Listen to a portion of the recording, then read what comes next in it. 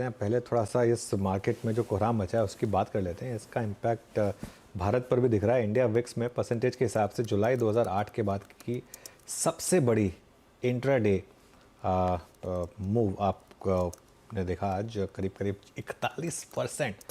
In fact day high पर तो ये 55% के करीब ऊपर था। क्या करना चाहिए ऐसे में? किन सेक्टर पर फोकस करें? क्या अवॉइड करें? कंप्लीट सर्कल के मैनेजिंग पार्टनर और सीआईओ गुरमीत चड्ढा जुड़ गए हैं अब हमारे साथ। गुरमीत जी, गुड आफ्टरनून। ये एक चीज़ मैं पूछना चाहता था आपसे, क्योंकि जो पैसा इस मार्केट में लगा है उस पैसे ने शायद वो 2008 वाला फेज़ नहीं देखा था जो हमने देखा था। अभी मैं उसकी बात इसलिए कर रहा हूँ कि आज जापानीज मार्केट जिस तरीके से डाउन था उस दिन की याद आ गई थी इसके लिए। लेकिन किस तरीके से आपको लगता है ये पैसा रिएक्ट करेगा, और क्या ग्लोबल मार्केट का जो इम्पैक्ट है वो हमारी मार्केट पर प्रोलॉन्ग पीरियड पर रहेगा? अगर प्रोलॉन्ग पीरियड डिपेंड करता है। अगर मिडिल ईस्ट क्राइसिस एक फुल ब्लोन क्राइसिस में इवॉल्व होता है, वो मुझे लगता है थोड़ा वेट एंड वॉच मोड पे है। मेरा प्रोबेबिलिटी कम है, बट जियो पॉलिटिकल इश्यूज में कुछ भी टेबल थम करके बोलना मेरे हिसाब से सही नहीं होगा। जहां तक येन कैरी ट्रेड की बात है, मुझे लगता है कि कुछ अनवाइंडिंग होगी या कुछ सेटल हो जाएगी। जापान ने 30 साल इंटरेस्ट रेट्स लो रखे हैं। पूरी दुनिया को आदत पड़ गई थी येन में बोरो करने की, और ओवरसीज इन्वेस्टमेंट्स हैं, चाहे वो टी बिल्स हैं, एक्विटीज है, क्रिप्टो है, इन्वेस्ट करने की, वो थोड़ा ट्रेड अनवाइंड होगा। अलग अलग एस्टिमेट्स हैं 3 से 4 ट्रिलियन के, पूरा कभी भी अनवाइंड नहीं होएगा, कुछ हद तक अनवाइंड होगा, क्योंकि रेट ऑफ इंटरेस्ट अभी भी जापान में अभी भी बहुत कम है अगर आप कंपेयर करेंगे रिलेटेड टू द वर्ल्ड। एक जो बड़ा फैक्टर आया कि येन में एप्रिसिएशन आया 161 162 लेवल से 145 146 आ गया, तो डबल मार पड़ी, रेट भी ऊपर गया, येन भी अप्रिशिएट हुआ। बट बहुत लोग भूल गए येन डॉलर 100 होता था आज से कुछ साल पहले। तो ये एक तरफा जा रहा था, इसको इसको कहीं ना कहीं रिवर्ट टू मीट होना था। मेरा ये एक्सपीरियंस है रोज की, जब भी इंडिया नॉन इंडिया रीजन की वजह से गिरा है, चाहे वो कोई भी ग्लोबल फैक्टर रहा हो, हम गिरेंगे कम। जो आज हम देख रहे हैं, अगर आप जापान, नैस्डैक, एसएनपी को कंपेयर करेंगे, एशियन मार्केट्स को कंपेयर करेंगे, तो आप पीक से देखेंगे तो 4-5% का करेक्शन है, और एक भी 10% का करेक्शन अभी तक आया नहीं था बाजार में बहुत समय से। तो मुझे लगता है कुछ कुछ कुछ एक कारण ढूंढ रहा था बाजार, ये कारण अभी मिल गया है। तो जहां तक कैरी ट्रेड वाला इश्यू है, वो एड्रेस करेगा फेड। आई थिंक शायद इमरजेंसी मीटिंग भी हो, रेट कट भी हो। जो जियो पॉलिटिकल है वो थोड़ा वेट एंड वॉच करना पड़ेगा। तो मेरा ये मानना है कि हम मैं अभी भी बाय ऑन डिप्स वाले कैंप पे हूँ। आप एक चीज देखिए, रेट कट होगा, बॉन्ड यील्ड्स गिर रही हैं, ऑयल प्राइसेस नीचे है, तो जो मैक्रो सेटअप है वो इमर्जिंग मार्केट्स इंडिया के लिए अच्छा है। तो मैं, अगर मेरे पास आज 100 रुपए की लिक्विडिटी है, तो शायद मैं 25-30 रुपए बाजार में आज अगले 1-2 दिन में लगाना चाहूँ। और देखिए, अल्टीमेटली मार्केट कितना गिरा आज? 2.5%। मैं देख रहा था आज एक भी ग्लोबल मार्केट ग्रीन में नहीं है, और 2.5% लॉस कोई बहुत ज़्यादा नहीं है, कंसिडरिंग एशियन मार्केट्स मोस्टली 4 से 12% डाउन थी। निके तो 12.5% डाउन बंद हुआ। कॉस्पी 9%, ताइवान 8.5%, स्ट्रेट्स टाइम 4.5%, और उसके अलावा बाकी मार्केट्स जो हैं इंडोनेशिया, थाईलैंड, ये सारी मार्केट्स भी 3-3.5% नीचे थी। तो उस हिसाब से अब मेरे ख्याल से हम गिरेंगे सबसे कम, और जब चलेंगे तो चलेंगे वापस सबसे ज़्यादा। अच्छा गुरमीत, मैं एक चीज़ पूछना चाहूँगा आपसे, आईटी, क्योंकि ये एक सेक्टर था जो मार्केट के लिए लीडर बना हुआ था। अब अगर रिसेशन आया तो डायरेक्ट और मटेरियल इम्पैक्ट है यहाँ पर। दूसरी तरफ अगर फेड ने रेट कट का सिलसिला शुरू किया तो वो एक मटेरियल पॉजिटिव है। इस सेक्टर पर क्या व्यू लें अब? तो ज्यादा अच्छा है, पूरे सेक्टर को एक तरीके से मत देखिए, क्योंकि जो भी ग्लोबली लिंक सेक्टर होगा, जब भी कोई यूएस रिलेटेड इवेंट होगा, ग्लोबल इवेंट होगा, ज्यादा इम्पैक्ट होगा। चाहे वो आईटी हो, चाहे वो कमोडिटीज हो, आज आपको कमोडिटी स्टॉक्स में भी आपको बहुत एक्शन देखने को मिला होगा। तो ये high high risk high return trade है। जो भी प्रोडक्ट कंपनीज है, जो प्योर आईटी सर्विसेज कंपनी है, जो जो थोड़ा ट्रांजिशन कर रही है, जैसे हमारे पोर्टफोलियो में केपीआईटी है, कुछ हद तक परसिस्टेंट है, कुछ हद तक आपके जो न्यू एज टेक प्लेस है जैसे जोमेटो है, मैं इसको भी आईटी मानता हूँ। यहाँ पे मुझे लगता नहीं कि कोई ऐसा बहुत बड़ा इम्पैक्ट पड़ने वाला है। जो प्योर प्ले आईटी सर्विसेज है, जो लार्ज आईटी कंपनीज है, मेरी सलाह होगी कि कुछ टाइम तक आप शायद न्यूट्रल रह सकती, क्योंकि वैल्यूएशन अभी भी वो 25-30 टाइम्स पे है। ऐसा नहीं है कि 10-12 की अर्निंग मल्टीपल पे मिल रहा है। आपको एचसीएल मिल रहा था 14-15 पे, जब 900 1000 रुपए का था। टेक महिंद्रा मिल रहा था 1000 रुपए का 12-13 के मल्टीपल पे।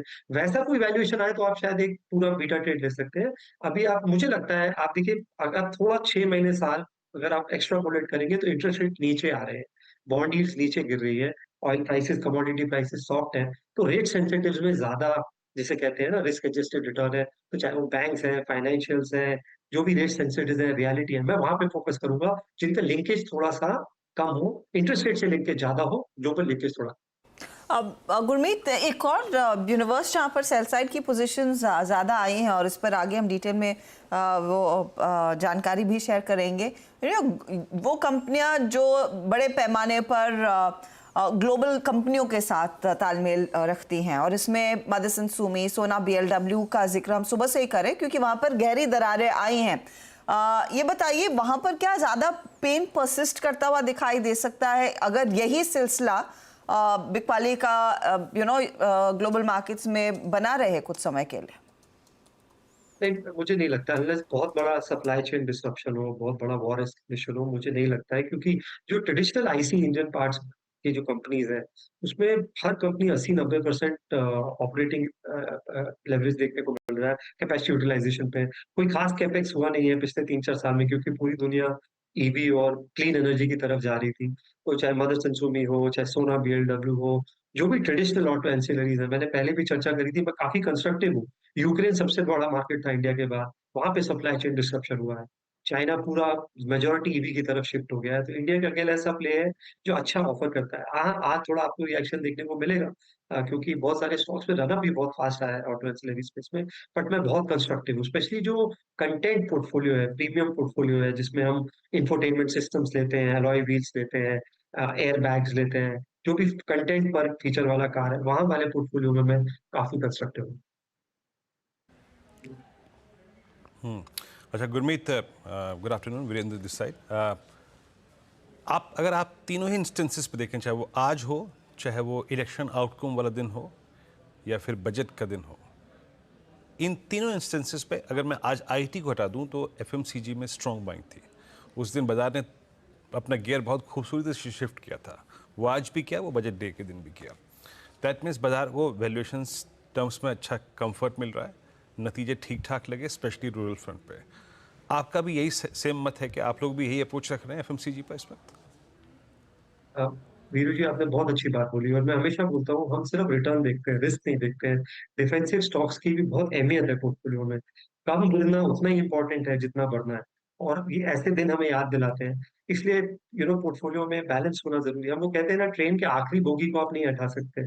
तो हम हमेशा सिर्फ रिटर्न से अगर आप देखेंगे तो आप हमेशा डिफेंसिव स्टॉक्स को आप एग्ज़िट कर गए होते। चाहे वो फार्मा है, चाहे वो एफएमसीजी है और आज आप देखिए उन्होंने ही आपका पोर्टफोलियो बचाया होगा, चाहे वो आईटीसी है, चाहे वो एचयूएल है, चाहे इमामी मैरिको है या कुछ हद तक फार्मा स्टॉक्स हैं जो ग्रीन में। तो मेरा ये मानना है कि बैलेंस बहुत ज़रूरी है पोर्टफोलियो में और कुछ समय तक जब भी वोलेटिलिटी आएगी, तो जो डिफेंसिव पोर्टफोलियो है वो अच्छा करेगा, चाहे एफएमसीजी है, चाहे फार्मा है। कुछ हद तक गोल्ड भी मैं क्योंकि जिस हिसाब से ये ग्लोबल टर्मोइल हो रहा है, हो सकता है डॉलर में एक डिवैल्यूएशन हो क्योंकि बहुत डेट है यूएस में और हो सकता है एक नई गवर्नमेंट जब यूएस की आई तो थोड़ा बहुत वो भी हमें शायद देखने को मिल सकता है। तो थोड़ा-सा हेजिंग भी रखिए, सब कुछ रिटर्न नहीं होता है। पोर्टफोलियो हेज करना इम्पोर्टेंट है और अगर आप बहुत हाई रिस्क टेकर हैं, मतलब अगर आप जेन्युइनली हाई रिस्क टेकर हैं, तो कुछ कुछ ईटीएफ देखिए जापान रिलेटेड जहाँ पे 20-25% करेक्शन आया है, वहाँ पे आप चाहें तो कॉल ले सकते हैं बट मैं सलाह नहीं करूँगा, ऐसी सलाह नहीं दूँगा ज़्यादातर इन्वेस्टर्स को। बट इस समय वेटेज एफएमसीजी का, फार्मा का, थोड़ा बहुत गोल्ड का पोर्टफोलियो में होना चाहिए। हमारे ओके, पोर्टफोलियो में लगभग 12-15% के आसपास का वेटेज है इस स्पेस में।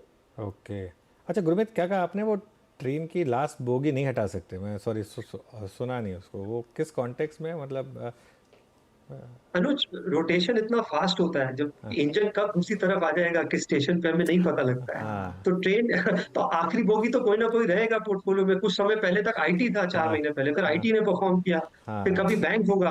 तो ये रोटेशन आप रोक नहीं सकते और अगर हम शिफ्ट करते रहेंगे तो ट्रेन छूट जाएगी। अगर हम बोगी बदलते रहेंगे तो हो सकता है किसी स्टेशन पे खड़े ही रह जाए। हाँ। नहीं, मैं कहा कहीं उस कॉन्टेक्स्ट में नहीं, वो लास्ट बोगी में वो गार्ड होता है वो वो झंडा लेके खड़ा नहीं। होता है। खैर, एनीवे, अच्छा तो गुरमीत, अब आप यहाँ पर अगर आपको 4 स्टॉक्स बाय करने हो तो कौन से होंगे? अगर आपको मतलब अपना खुद का पैसा डालना हो अगर आज, तो कौन से 4 स्टॉक्स होंगे? तो अनुज, एक तो जहाँ पे हमारा ईपीएस ग्रोथ मुझे 20% से ऊपर दिख रहा है, हमारे कुछ हाई कन्विक्शन बेट्स हैं पोर्टफोलियो में। उसमें उनो मिंडा है। थोड़ा करेक्शन आया 1200-1300 के लेवल से 1000 के नीचे आया बट बहुत बहुत स्वीटली पोजीशनड है। ये पूरी जो वैल्यू चेन में ऑटो की प्ले करने के लिए। एक दो डिफेंस स्टॉक्स हमने आज ऐड करे हैं, सोलार इंडस्ट्रीज ऐड किया है करेक्शन में, जेन टेक्नोलॉजी या एचएएल अब में अगर और करेक्शन आएगा तो थोड़ा सा ऐड करेंगे। इस भाव पे शायद हम थोड़ा सा न्यूट्रल है। और हमने कुछ आज बैंक दो बैंक ऐड करे हैं, फेडरल बैंक ऐड किया है, एक आईसीआईसीआई बैंक ऐड किया है पोर्टफोलियो में। और चौथा लास्ट जो स्पेस जो मुझे अच्छा लग रहा है, जो मुझे लगता है जब रिवर्सल आएगा थोड़ा सा इंटरेस्ट रेट्स में, वो एनबीएफसी है। अभी बहुत पेन दिया है उसने 1-2 साल पोर्टफोलियो में, बट हमारी निगाह है बजाज फाइनेंस और कुछ अच्छी एनबीएफसीज पे। मुझे लगता है रिस्क रिवॉर्ड बहुत और अच्छे थे। ये सब आपने कुछ बेचकर ऐड किया या फिर कैश था आपके पास तो आपने ऐड किया? हमने थोड़ा कैश क्रिएट किया था अनुज, क्योंकि बहुत सारे हमारे स्टॉक्स 2-3x हो गए थे पिछले 1-2 साल में। वैल्यूएशन इसका मतलब बहुत ज्यादा नहीं था, 5-7% कैश था। थोड़ा सा आज उसको यूटिलाइज किया है, कुछ रिसाइकलिंग नेम्स और डेटा सेंटर थीम्स भी ऐड करी है। अच्छा करेक्शन आया है, जैसे गणेश इकोस्फेयर है, एचबीएल पावर है। यहाँ पे भी थोड़ा बहुत टेल जो पोर्टफोलियो किया है, यहाँ पे भी थोड़ा सा ऐड किया है। गुरमीत, फ्रेंकली स्पीकिंग एक ही चीज़ जो हमारे फेवर में है इस वक्त एज ऑफ नाउ, वो है कमोडिटीज़ में क्रूड की ट्रेजेक्टरी, और बाजार इसको हाथों हाथ ले भी रहा है। अब स्पेशली पेंट्स को देखिए आप, एशियन पेंट्स, मतलब इस स्टॉक में ऑलमोस्ट 1.5 साल के बाद कोई अच्छा बाइंग इंटरेस्ट विजिबल है। आप लोगों ने झुकाव अपना किया है क्या, कुछ इस प्राइस पे ऐड किया है? पेज पे ऐड नहीं किया है, बट जो भी कमोडिटी रिलेटेड प्लेस है उस पे हमारी नजर रहेगी। जी, कुछ सीमेंट स्टॉक्स पे नजर है। मुझे लगता है कि स्पेशली जो छोटी सीमेंट कंपनीज है, काफी कंसोलिडेशन हो रहा है। बहुत सारी cement companies half of replacement value पे मिल रही है।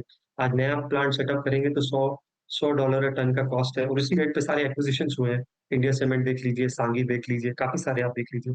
कुछ अच्छी कंपनीज हैं स्पेशली साउथ में जो जो कम है, वहां पे हमारी थोड़ी सी निगाह है। बिल्डिंग मटेरियल पे जैसे मैंने बोला, पूरा जो रेट सेंसिटिव स्पेस है, रियलिटी जिसमें डेवलपर्स भी हैं, और जो इंटायर बिल्डिंग मटेरियल स्पेस है, वहां पे भी हमारी नजर रहेगी। कुछ कैपिटल गुड्स पे भी नजर रहेगी अगर अच्छा करेक्शन देखने को मिलता है। ओके, मीनवाइल जरा एक बार निफ्टी को लेके आइएगा एक बार फिर से आपकी स्क्रीन पर। करीब करीब 24,028, मतलब फिर एक, मतलब हमने जब इस कार्यक्रम की शुरुआत की थी तो उस वक्त ऑलमोस्ट 24,127 पे था, फिर एक डिप आया टुवर्ड्स 24,000। अच्छा, मैं कुछ देर पहले आपसे गुरमीत जी डिफेंसिव से प्रश्न पूछ रहा था। अगर मैं फार्मा को ही थोड़ा एक्सटेंड करके हेल्थ केयर तक आ जाऊं तो आज बाजार ने पूरा कन्विक्शन हॉस्पिटल स्टॉक्स में और डायग्नोस्टिक स्पेस में दिखाया है। आप लोगों की लिस्ट में इनमें से कुछ अपीयर हुआ है क्या?